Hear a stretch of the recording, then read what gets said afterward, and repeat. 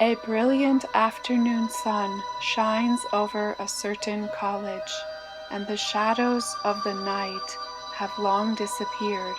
Autumn days are shorter now, as the season continues its advance toward a bitterly cold and snowy winter. The warmth and radiance of the sun that shines down on the facility cannot remove the ominous shadows that sometimes cloud our lives. Within these great walls there are those who wear many masks. Who they are and what they are doing may depend upon the dark of night or the light of day. On this particular afternoon, there is one man who must decide how to dispense of these shadows.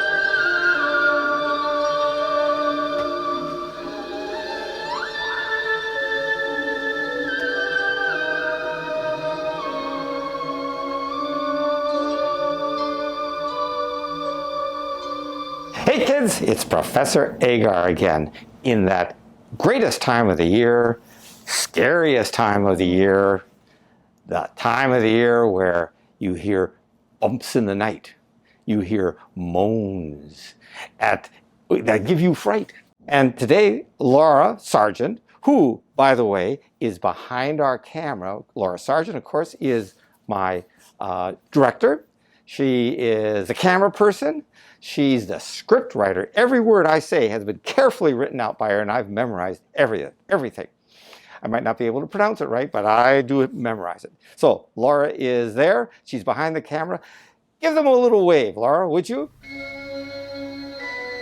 There you go. Thank you so much. Perhaps we'll see her later. So hang on, kids. Today's lecture, guerrilla photography, I call it. We talk about dark shadows.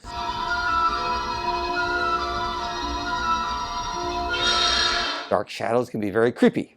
Dark shadows can be very disturbing to you. And yet, there are times where you want some dark shadows. Sometimes photographers do like dark shadows.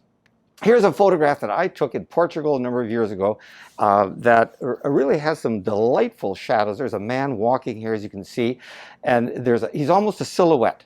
And I like that solid black. This is sort of this picture actually was taken with a 35mm camera. And then I have some other pictures here that I'd like to show you and maybe do a little quick demonstration in the darkroom to help lighten those shadows up so they aren't quite so scary and so dark. Now I do have some tools here, very basic tools. Here's my little magic wand, a little dodging device, very important. And it's simple wire, nice and stiff, you know, like a corpse after a few days. And then you cut a little piece of paper. It has to be opaque paper, so it doesn't allow light to shine through. And a little bit of tape. And you can make these to suit whatever situation you have. So that's one thing I have in the darkroom at all times. I got several in my darkroom. And then I have a nice piece of cardboard. I use this for test strips, but I also use it for dodging as well as burning. So it's a multi-useful, and it bends very nicely, just like a Gumby. So I use these and I hand these out to students, and I have several in my own darkroom at home. So with these two tools, I'll take one of my negatives and let's go in the darkroom and let's watch me dodge some shadows to lighten them up a little bit. I'll put on my glove to hold my negative. I'm going to start off with a picture that I took a while ago, and I don't know if you can see this. Well, here's a close-up of the negative. But here's the actual negative, And it's little Lola, so her name's Lolita. She's looking through a window. It's very bright outside, and her face, I don't know if you can see the detail in the face, but it kind of glows with light. And here's the problem when I make a print, is I get everything else looking nice. Everything all around her is very dark because there's no detail. It's in the house, it's shadows. And I get the outside looking nice, but then her face is too dark. The shadows are too dark. So what we need to do is dodge those shadows. So let's put this into the negative carrier, and we'll put it upside down. I got it all nice and secure, and I got my little dodger here, and we'll see you in the darkroom. Okay, kids, here we go. So I got my enlarger set up, I got my easel, I got my little magnifier all set here, and I brought in my little magic wand, my little dodging device. So I'll take my negative and I'll stick it up here in the head of my trusty Bessler enlarger with a little color head, and we shall turn on the timer light, and we'll get this adjusted here, like so. Good, like that. We'll get a little focusing number here. Put the grain magnifier in the middle, and hard to find the grain. It's in there somewhere. 4x5 negative, and they have very fine grain.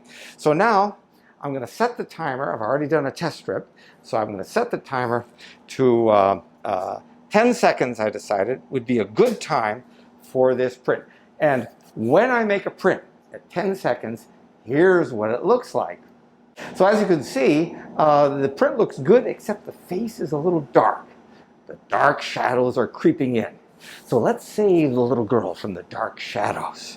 We will set the timer to 10 seconds. We'll turn on the, get a piece of paper. Nice paper. Make sure that the emulsion side is up. And we're ready to go ahead and make our exposure 10 seconds. And during the 10 seconds, I simply take my dodging device, keep it moving, keep it pulsating, and we dodge the face just a little bit. And because the face did not get 10 seconds, it got like maybe 7 seconds of exposure. Well, now let's look at the print, and here's what it looks like. Now you can see the face kind of glows a little bit, which caught the reflection from the strong sunlight coming in from the noontime sun. This picture was taken over the Canary Islands years ago. Now let's show you another negative. Here's our second negative. And this is a negative taken over, again, in Spain. This is taken up in Orense, which is up in Galicia, that's northwestern Spain. And it's a picture of Maria. And Maria kind of runs an office building. She does cleaning, and then she also guards the door. So she lets people in and out and keeps an eye on the place. So she's like security. And we'll just focus in on this guy a little bit. This one's really fine grain. Wow. There we got it. Now the problem with this negative, and I'll show you the print because I already did a test strip. The problem with this print is to get the right-hand side to look nice, which is the gate, which has an ornate ironwork on it, very pretty. Maria gets too dark, and she's in the shadows. It was late in the afternoon, the sun was coming in. When I make this print, you cannot see the detail in her dress. And her face is a little dark. So what we need to do is keep her from getting too dark. For this, I'll use a simple dodging device called a piece of cardboard. And this is the flexible cardboard that, as I said, is always flexible and kind of limp, but opaque, just like wet asparagus. So I want to be able to see that. So it's dark, but shouldn't be black. And that gate should look good with the sun shining against it. My overall exposure is going to be a little more. It's going to be about 15 seconds. So I'll reset my timer like so. Just test it, make sure. Now during the 15 seconds, what I'm going to do is be dodging Maria. Now the beautiful thing about this is, as you can see, is that there's a nice line right down. So we actually have A and B.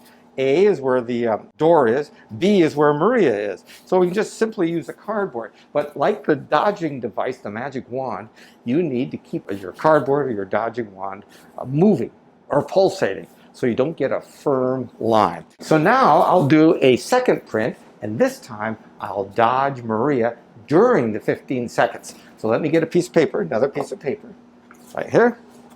And we'll put it right in here like this. Perfect. I got my cardboard, I'm all set, and now we'll turn on the timer.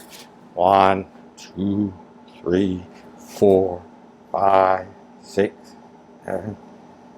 There we go. We're dodging Maria just a little bit on the left-hand side.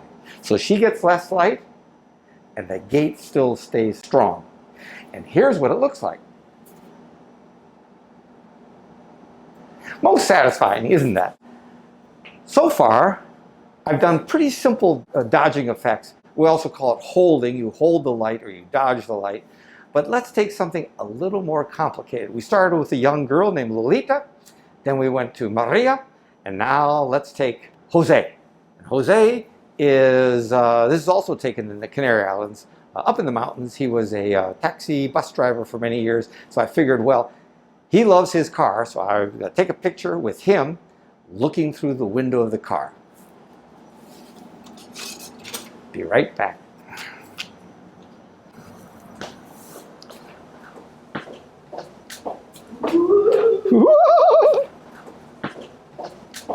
Here's my negative here of Jose, and we'll put this guy in the enlarger, and we'll focus it. This guy doesn't want to go in very well. Come on, buddy. There we go. Turn it on, like so. Get it lined up, like so. Focus. Ooh. Crispy. There. Now, to make this print, it doesn't look too bad straight, you know, but his face gets a little dark. And then there's detail in his hand right here, and actually the arm of his car where his elbow might rest when he's driving. So these get a little dark, and this is touchy, you know. So I decided that that should be also dodged just a little. And for this is a 10-second exposure. So we'll set us back at 10, and then we'll turn off the light, get a sheet of paper, hocus pocus, 10 seconds of exposure, and this is going to look, I don't have to dodge his face a lot, but I'm going to have to move kind of quick. And remember, we're at 10 seconds, but if you stop the lens down, one stop, make it dimmer, you would double your time, and you could go 20 seconds. And that would give you more time to dodge. So students sometimes have trouble understanding that relationship.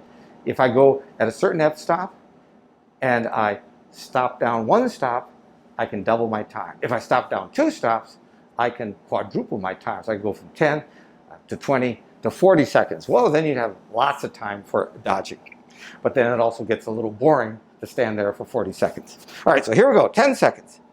And first thing we'll do is we'll dodge the face just a little, and the hand just a little bit, and a little bit here on the edge of the car door. Now let's look at this print and compare it to our first print. And so there you have, again, 4 photographs, sorry. First one in Portugal, where I really liked it just the way it was. I liked those deep dark shadows because they added a sense of a mystery. But then the other photographs, little girl, Maria, and Tio Jose, those photographs we needed to dodge the face just a little bit, using 2 little techniques, using my little dodging wand here, and it can be cut to any shape, and then my piece of cardboard that will also give you and allow you a full range of control. Now, if you'll excuse me, I'm going to clean up the darkroom, put my negatives away, and just tidy up. I'll tidy up just a little bit. Okay, see you soon. Well, I don't know where the professor is off to, but that sure was an enlightening talk on a very dark subject. I hope you all enjoyed that one, and we will be back again with more black and white photography fun.